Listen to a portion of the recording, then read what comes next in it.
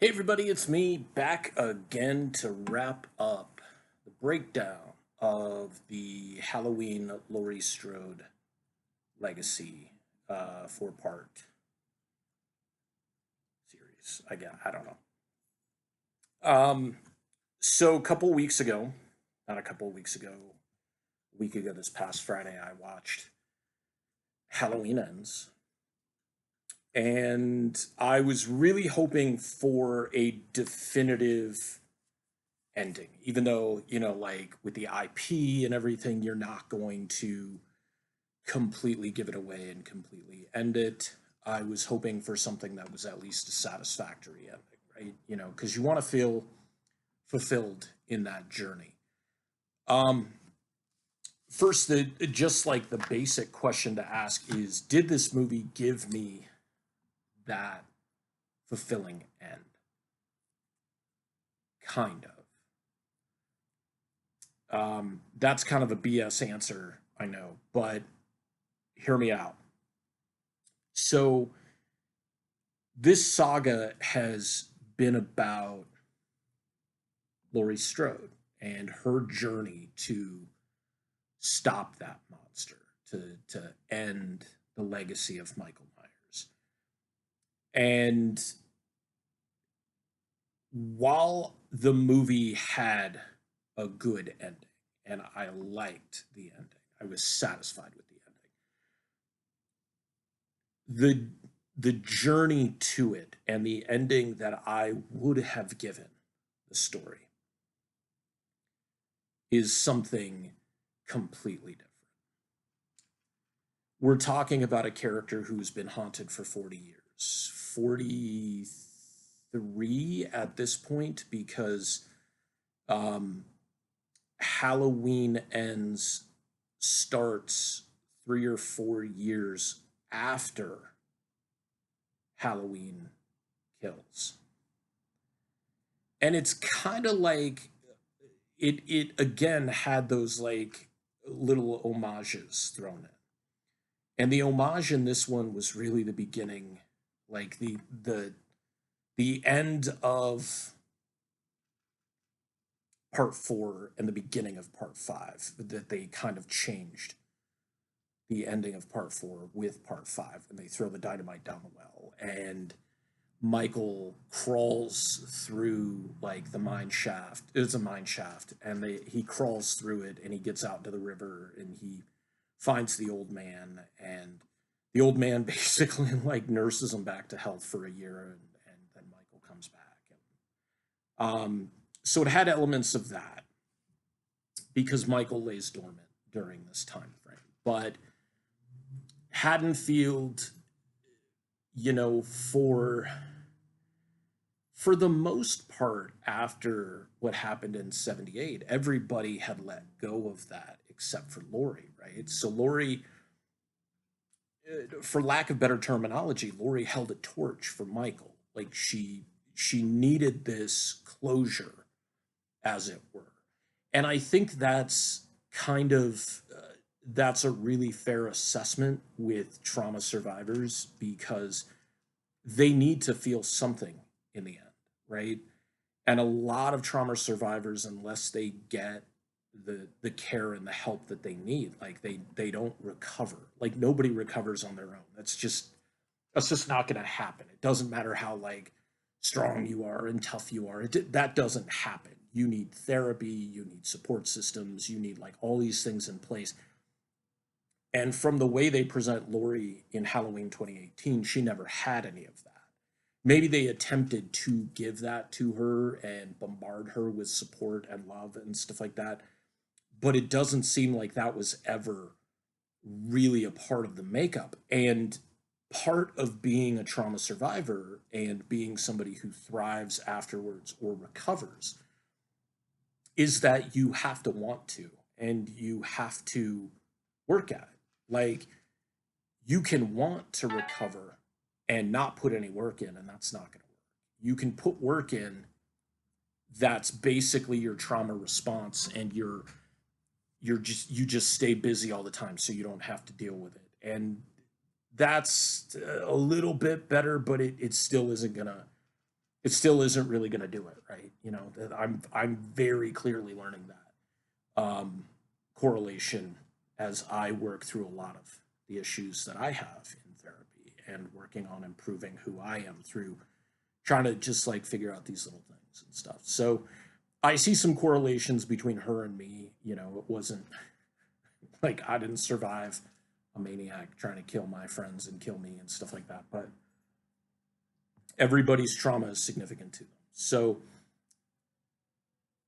by Halloween Kills, with that time frame, it seems like, okay, Laurie has started to allow that healing process. They never really explain how that happened. Like, Karen is dead, which I kind of thought was BS. You introduce this new character in as like a segue to introduce the granddaughter, but you don't really pass the torch to the daughter. You pass the torch to the granddaughter, and like I said, nothing against Andy Matichik, but I don't feel her character was written very strongly in this. I think they tried to make her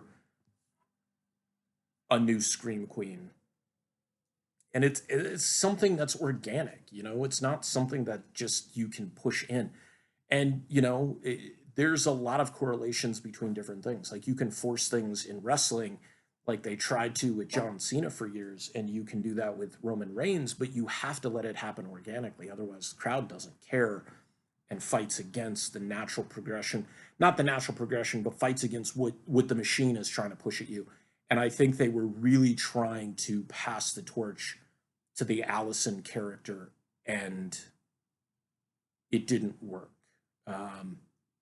Kind of in the first movie, the second movie being an extension of the first movie, it's still happening on the same night. Like, yeah, but not really. There's some parts about character development that are super important. And when you develop characters, you have to make them likable. And I don't mean that in they have to be a pleasant character. I mean they can't push against the grain. Like there's certain things like boxes they have to check to make them empathetic to the audience. You introduce a character and they're super OP, but they're supposed to be the good guy and they just win, without trying. It's just like, what do I care? There was no challenge. There was no change in that. And so the progress in this is kind of one of those things where the town became its own monster. And so it kind of plays on the words of Laurie Strode in the last movie, and that we created this monster. So we allowed this fear to fester, and we are going to allow Michael to break us because we've given into that fear. And that's how Haddonfield starts, at this point.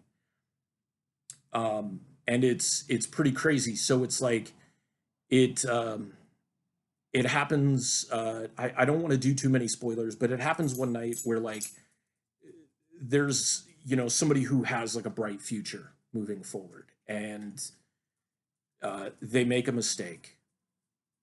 They panic. They make a mistake, and it's a huge mistake. It's not like, oh, I cheated on a test or anything. Like they panicked. They reacted a specific way. Something horrible happens, and basically the entire town, like while building up this whole like boogeyman persona because they needed it, that's the tank of gas that gets thrown on the fire. And so this kid goes from having a really bright future, not doing anything maliciously, but made this error, significant error, and somebody's, if somebody watches this, which nobody does, they're probably going to be like, well, that's a really shitty way to explain what the Corey character did. And I'm like, I don't know how to explain it without completely spoiling it for people who haven't seen the movie. So let's just say this guy fucks up, right? and it affects the entire town. It shouldn't, but it affects the entire town because the town has allowed itself to be affected permanently by the concept of the boogeyman. They need a scapegoat. They need a bad guy. That's a better way for me to explain that. So they need somebody to hang all of their corruption and sins on, and this kid ends up being the guy that they do that with. He ends up being an outcast, and his future kind of goes to shit. I mean, he talks at the beginning of the movie. He talks about plans of going to college and everything, and by the second scene in the movie, or the second act in the movie, he's working at like a scrapyard, which isn't a bad job, but for somebody who was gonna like go be an engineer or whatever in college, that's a huge step down from that. And so he's basically trying to make his way back, but he's got a lot of trauma, not just from what he did, but there's areas of his life that are still heavily traumatized, even without that.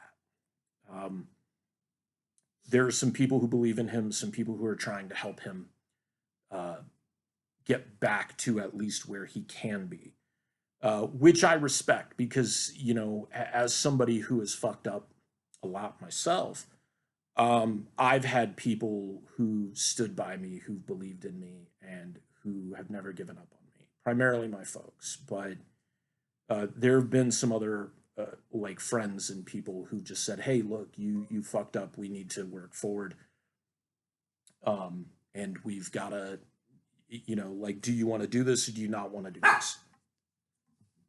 And so moving forward, you have the meeting of Allison and Corey, and then of course Laurie Strode's involved because Laurie and Allison are living together, but there's a lot of friction and it's not a lot of like coming together between the two characters. Like when you jump a gap like so many years and you don't really see development in those characters because you missed all those years, so you're seeing this like afterwards development. You didn't even get that like Rocky training montage, right, where they were working through their shit, right? So you don't get the development that you need. You just see it on the other side of the door. It's like, somebody sees you after 5 years of you, for lack of better terminology, just like hitting the gym and eating healthy, and all of a sudden you're in great shape, and the person's like, wow. But they didn't see all the work that you went through. And so as viewers, we miss every bit of that. You still get this idea that while Laurie is working on her trauma recovery, she's still kind of a badass, right? She still holds on to that a little bit because I don't think there's a significant way for you to ever let that go, especially when it came back just a couple years ago. So you get all this involvement where like this character Corey is never allowed to let go, and there's the correlation between Allison and Corey in that they're both outsiders in their own town in a way, but Allison and he says this, Allison is an outsider because when they see her, they see a survivor. They see somebody who faced the demon and won. However scarred she came out of that, she's still victorious, right? She's still a hero. When they look at him, they just see this guy who made this horrible mistake. And that's it. They don't see everything he did before. They don't see everything he did after. They just see that one instance. But in reality, that's really what they see with Allison as well, because all they see is that moment where she survived that night with Michael. They don't see everything that built up to that and the fall and then the rise and stuff like that. They just remember that instant, right? This is kind of a really bad correlation, but like Passion of the Christ. It's like that 3-hour period of Christ's life. Like that's all you saw, and you're just like, wow. But you don't see the rest of his life. Like it doesn't matter at all. Never seen that movie. I'm only going based on like what other people have told me. No desire to see that movie. But so you don't get the character development that you really want in this movie. I didn't get the character development I wanted in this movie because you add another character and you don't really give him the time to develop in a whole. There are moments when you see back and forth with where he was and who he's become and how he kind of sinks into um, uh, this like dark despair and he starts giving into the darkness. And I thought that was an interesting way to take it. It was kind of like the end of part 4. And none of this is tied to that, but it kind of pulled into when Jamie Lloyd found out that Michael Myers is her uncle and that evil is somehow part of her, right? And then you get in part 6 where there's the cult of Thorn and the idea that this is passed on generationally, not between families necessarily, but the village has somebody who is affected by the constellation Thorn and is just malevolent and evil. So it's almost like it jumps to this character. And I feel like they didn't fully pull the trigger on it. They could have done the passing of the torch completely to Allison. They could have done the passing of the torch completely to Corey, and they failed in that matter. However, you get some pretty interesting kills. You get some weird catharsis with the Corey character, not really. And you get a really cool cameo of Diana Prince or Darcy, the male girl from um, Joe Bob's Last Drive-In on Shudder. She's a big horror fan. She's a big comic book fan, wrestling fan.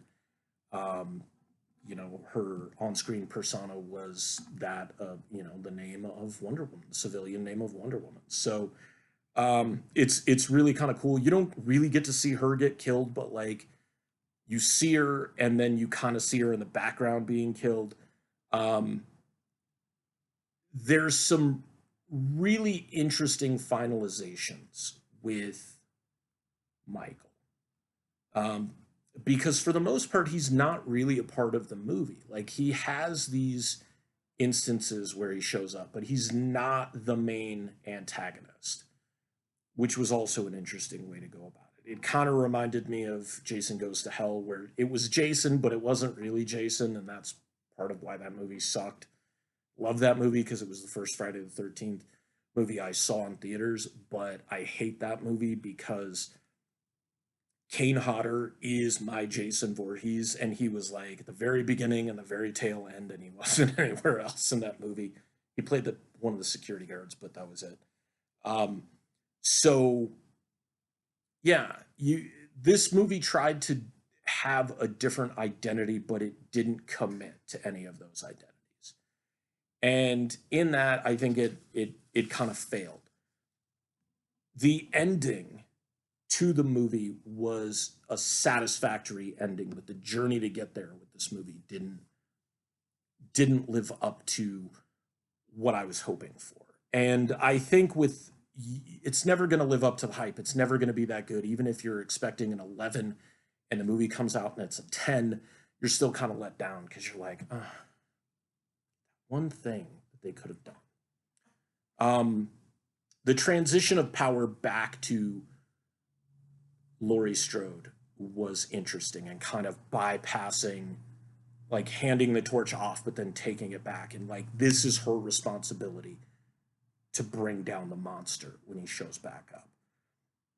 And I was convinced you were going to get to see Michael's face at one point. And at one point, like if you actually like cut screens at different points in all of the new Halloween movies, you could probably piece together what Michael looks like because you'll get like a shot here, you'll get a shot here, you got the back of his head when he was at the hospital, you got like that eye, you got this eye in different spots.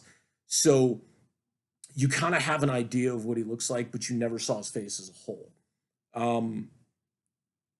And the ending was interesting. Not the ending, but the ending of the monster was interesting because of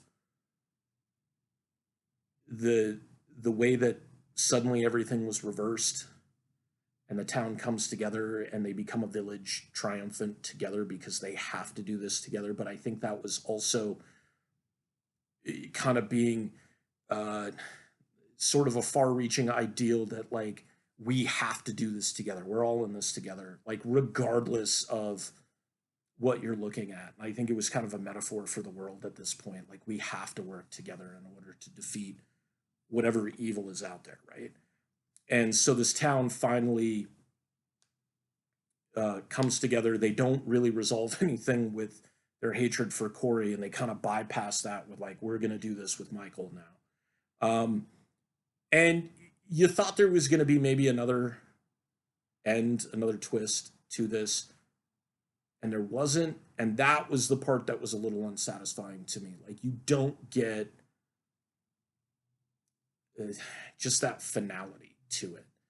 And the less of the realism and more of the Hollywood happy ending is what you end up getting.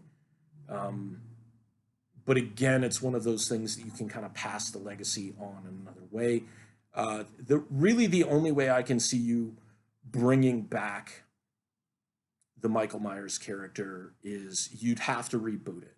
You could do the whole thing where he somehow comes back, but then you really run into the idea that you're taking it back into the supernatural realm. And that was kind of the thing that was nice about the original Halloween and then jumping to this and wiping out everything else, is you really took away all of the hokiness of it, where he was just this guy who had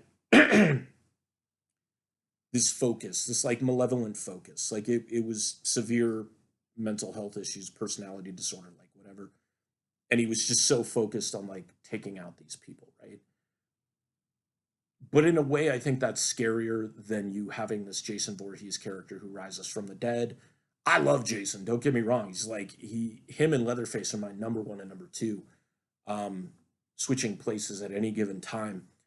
But the Michael Myers character being grounded in reality with that was kind of a nice thing. And I feel like the only way you can bring it back is if you do something supernatural. Um, and I realize it's a moneymaker and everything, and every couple of years you need to put out a new slasher movie, but it would be nice if these were definitively over. I think you need to come up with some new characters, and I mean they have over the years. You came up with that Sam character in Trick or Treat. Um, I mean, Chucky's got his TV series, but he's been going since '88. Jason's been going since 1980, technically because he shows up at the end of the movie.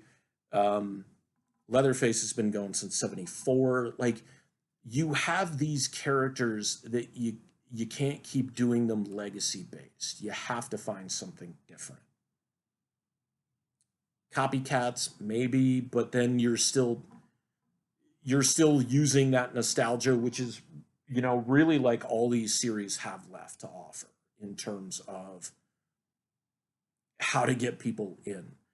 But like pretty soon, like my generation who grew up on this stuff isn't going to care about this anymore. We're going to be too old to like be like, oh, we got to get excited about this. Kind of like with the Marvel movies, like you're doing so many of them that it's just like, God, like slow down a little bit, pace yourself. I realize you want to make money. That's the idea of a business. But the idea of storytelling, the idea of character creation, to me as a creator and as an artist, far outweighs the dollar that you get back. And maybe that makes me a mark because I'm never going to be rich or wealthy based on my IPs that I've created. But the work that goes into those characters and developing them and making them, and those stories that weave together these intricacies and nuance, is far better than something that you're just crapping out like every 6 months to a year. You know, so like let's interconnect everything. You know, like not everything needs to be interconnected. Um, but yeah, that's kind of my take on Halloween ends. I hope that's the end. In a way, it was a nice end. The end was the nice end. The journey to get to that end. Um, I wish they had committed one way or the other to it. With they had gone this Corey storyline or they'd gone the Michael storyline. It it took away the potency of both characters by just kind of watering them down and having you have the Corey storyline over here and then kind of have the Michael storyline and then all of a sudden he jumps forward. You know, just commit one way or the other. I really wonder what the test audiences thought about that. I mean, I know we're, you know, like when did they put that together and everything, but um, it just feels like the creators really wanted to have everything in it, and sometimes you need to have somebody just like rein you in and be like, do one thing and do it as best as you can. Don't throw all this other stuff in there. And I think that's why in my eyes it didn't succeed as well as it could have. Uh, but that's just me. Um, in a way, I'm an old school guy. You know, I don't need the super violent stuff. Sometimes it's nice, but I don't need the super violent stuff to um, really kick that off. You know, I'd rather have something that just like makes you think, but is visually stunning at the same time. And these movies could have had that, but they kind of didn't. So that's my breakdown. It's very long. I apologize, but you're probably gonna if you anybody sits through all four of these. Thank you if you did. I'm gonna, you know, I think I'm gonna start doing some more breakdowns of like movies and stuff like that. I kind of have fun with that. And um, Newt Wallen's schlock and awe reviews and stuff like that. They're really interesting because he doesn't like it's just him talking to the camera. It's not like any fancy editing or anything like that. And like I'm a real meat and potatoes kind of guy. Like I'm real simple. I'm a basic bitch, you know. In that respect, like I'm not gonna, you know, spend a week editing something because I'm fucking lazy. So I'll see you next time, whenever that is, because these videos are going to come out in one after the other, but then it might be a bit before we have something else. So hope you have a happy Halloween, and I hope that uh, just like stick around and see some other stuff that you might like and go back and watch some of the stuff in the archives. You guys take care, read comics, watch bad movies, make something.